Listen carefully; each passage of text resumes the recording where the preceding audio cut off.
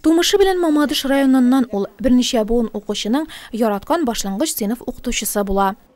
Больше 45 лет работала я. Ученики меня очень любили. Все писали они, как на руках все писали хорошо.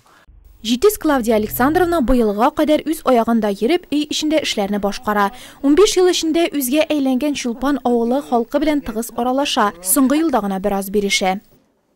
Да ничего чувствую, только нога у меня заболела. Жить хочется, конечно.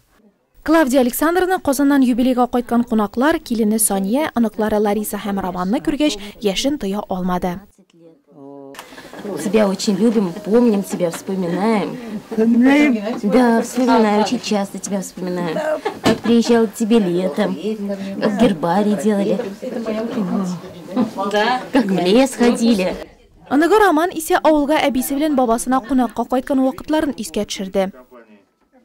Бабуль, как ты года 3 назад нашел твой дневник, когда бабай приезжал к тебе, ты все писал по имя этот. Ты всегда дневники писал-то? Ой, Господи, слава Богу. А еще помню твои гербарии. Помнишь гербарии у тебя там были? Гербарии, Да. помню.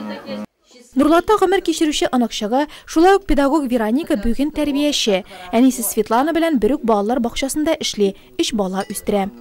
Любовь к детей, как она любила своих детей, как я выросла, то, что они любили детей. У меня бабушка, прабабушка, дедушки, все были как бы из династии учителей. Я решила тоже попробовать и думаю, что у меня это неплохо получается.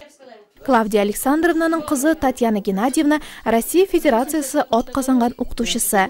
Башта яңа Әлмәт, соңрак Чулпан мәктәбендә балаларга немец теле укыта. 15 ел элек үз әнисен Чулпанга алып кайта.